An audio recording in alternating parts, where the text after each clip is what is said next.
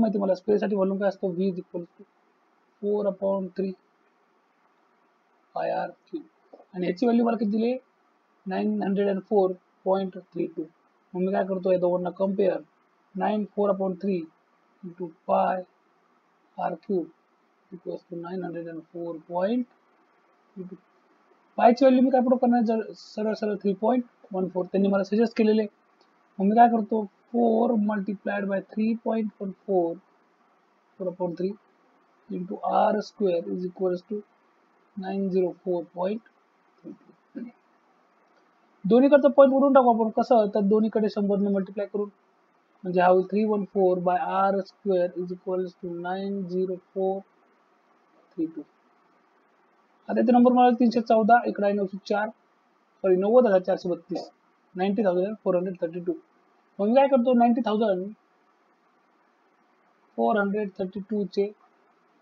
Factor घेतो सगळ्यात अगोदर लास्टच्या 3 डिजिट पासून तयार होणारा नंबर 432 त्याला 8 ने भाग जातो म्हणजे पूर्ण संख्येला 8 ने भाग जाईल आपल्या आजच्या कसोटीत आपण यूज करणार आहे सो इथे काय होणार आहे डिव्हिजिबिलिटी टेस्ट ऑफ 8 इथे आपण यूज केली तर हा भेटेल 8 ला 1 परत एक 8 1 उरले 2 8 3 24 उरले 3 8 0 0 8 4 32 इथे मिळाल 304 जर आपण 304 ला चेक केलं 8 ने भाग जातो का तर 8 ते 24 आणि 8 ते 64 जातो परत 8 ने भाग देऊ हा वेळ 8 1 8 उरले 3 8 4 32 उरला 1 8 1 8 उरले 2 8 3 24 परत चेक केलं आता ह्याची सम किती येते तर 3 1 4 आणि 4 8 आणि 9 आता 9 ला भाग जातोय समने म्हणजे तर संख्येला सुद्धा 9 ने भाग जातो ही आपली 9 ची डिजिटल टेस्ट आपण इथे यूज करणार आहोत म्हणजे मला काय भेटेल 9 1 9 उरले 5 9 5 45 उरले 6 आणि 9 7 63 म्हणजे थोडक्यात 90,432 ला मी काय लिहू शकतो 8 multiplied by 8 multiplied by 9 multiplied by 157 हा घेतला पहिला मल्टिपल हा सेकंड हा थर्ड आणि हा फोर्थ या 4 नंबरचा गुणाकार काय असेल 90,432 सोबतच आता 314 चे फॅक्टर घेऊ 314 सिंपली याला जर पाहिलं तर पहिल्या लक्षात येते की 2 ने भाग जातो मग जर आपण दिला तर हा 1 2 उरला 2 5 10 आणि 2 7 14 म्हणजे 314 ला मी काय म्हणू शकतो 2 into 157 आता सरळ व्हॅल्यू पुट करून देऊ म्हणजे काय भेटेल 4 multiplied by 3 into 314 च्या जागी 2 multiplied by 157 into r square is equals to 90,432 ला काय आला होता आपला product 8 multiplied by 8 multiplied by 9 multiplied by 157 हा 157 कॅन्सल होऊन जाईल काय केलं मी दोन्ही साईडला 157 ने डिवाइड केला असेल तिथं रिझल्ट लिहू शकतो 4 to the 8 सो हा काय करेल एका 8 ला कॅन्सल करून टाकेल r क्यूब आहे इथं सॉरी 4/3 बाहेर ओके इथेही काय असेल हा क्यूब असेल तर हा 3 आपण इकडे पाडू तर हा होईल 8 multiplied by 9 multiplied by 3 म्हणजे हा होईल 8 multiplied by 27 r क्यूब आहे म्हणजे काय करायचं मला लेफ्ट हँड साइडला क्यूब आहे म्हणजे राईट हँड साइडला पण क्यूब असला पाहिजे ज्यावेळेस मला r ची व्हॅल्यू सिंपली मिळेल जर पाहिलं तर मी 2 ला लिहू शकतो सॉरी 8 ला लिहू शकतो 2 to the power 3 into 27 3 to the power 3 आता a to the power m by a to the power n हा formula sorry a to the power m by b to the power m हा formula मी कसा लिहू शकतो a b to the power m मग मी काय करतो r cube is equals to 2/3 to the power 3 हा होणार आहे 6 to the power 3 so r किती झाला 6 युनिट काय असेल माझं क्यूबिक सेंटीमीटर होतं व्हॉल्यूमचं युनिट म्हणजे रेडियस असेल simple centimetre so r is equals to 6 centimetre next question पाहू question number 5 total surface area of a cube is total surface area of a cube सांगितलंय किती आहे 864 स्क्वेअर सेंटीमीटर आता total surface area काय असतो क्यूबचा total surface area is equal to volume विचारले आपल्याला टोटल सरफेस एरिया असतो 6l². क्यूब आहे म्हणजे प्रत्येक साईड सेम आहे म्हणून 6l². तर हा किती आहे 6l² इज इक्वल टू 864. जर मी डिवाइड केलं 864 अपॉन 6 तर मला काय मिळेल 6 पुढे 2 6 24 आणि 6 24. So l² is equal to झालं 144. याचाच अर्थ मी जर स्क्वेअर रूट घेतला काय मिळेल मला l इज इक्वल टू 12 मिळेल.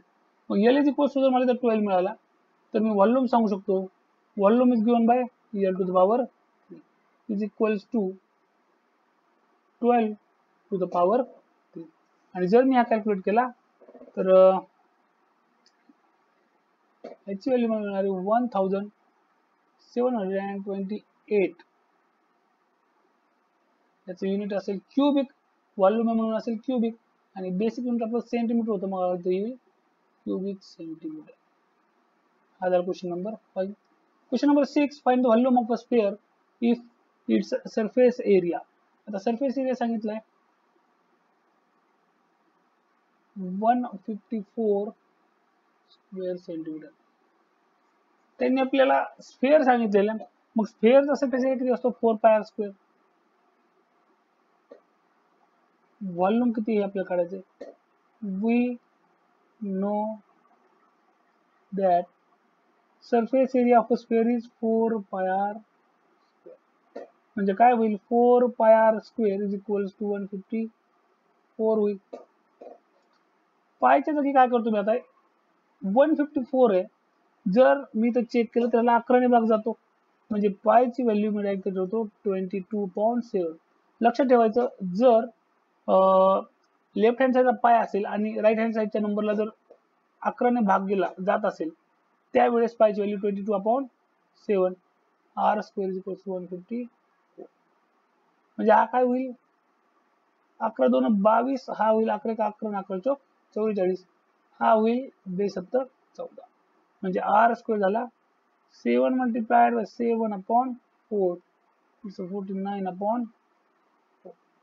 49/4 आहे म्हणजे काय r ची व्हॅल्यू ठीक आहे r² लिहू 7/2 चा square.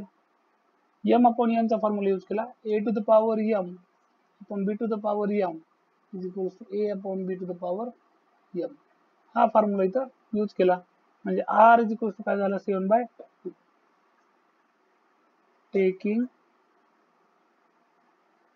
Square root r is equal to 7/2. r is equal to 7/2 आला. आपल्याला त्यांनी विचारलं काय या प्रॉब्लेम मध्ये व्हॉल्यूम विचारले. व्हॉल्यूम काय असतं नाव